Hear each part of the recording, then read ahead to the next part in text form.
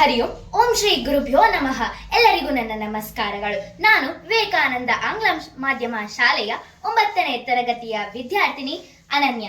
ನಾನು ಇಂದು ಸ್ವಾತಂತ್ರ್ಯ ಹೋರಾಟಗಾರರಲ್ಲಿ ಒಬ್ಬರಾದ ಕಿತ್ತೂರು ರಾಣಿ ಚೆನ್ನಮ್ಮನವರ ಬಗ್ಗೆ ಒಂದೆರಡು ಮಾತುಗಳನ್ನಾಡುತ್ತೇನೆ. ಕಿತ್ತೂರು ರಾಣಿ ಚೆನ್ನಮ್ಮ ಕರ್ನಾಟಕದ ಕಿತ್ತೂರು ಸಂಸ್ಥಾನದ ಮುದ್ದಾದ ರಾಣಿ ಮತ್ತು ಸ್ವಾತಂತ್ರ್ಯ ಹೋರಾಟಗಾರ್ತಿ. 1778ರಲ್ಲಿ ಜನಿಸಿದ ಚೆನ್ನಮ್ಮ ಆಂಗ್ಲ ಸಂಸ್ಥಾನದ ವಿರುದ್ಧ ಹೋರಾಟ ನಡೆಸಿದ ಮೊದಲ ಮಹಿಳೆಯರಲ್ಲಿ ಒಬ್ಬರು. ಇವರು ಬ್ರಿಟಿಷ್ ಈಸ್ಟ್ ಇಂಡಿಯಾ ಕಂಪನಿಯ ವಿರುದ್ಧ ಹೋರಾಟ ನಡೆಸಿದ್ದಾರೆ. ಇವರ ಬದುಕು ಸ್ವಾತಂತ್ರ್ಯ ಹೋರಾಟದಲ್ಲಿ ಒಂದು ಪ್ರಮುಖ ಅಧ್ಯಯನವಾಗಿದೆ.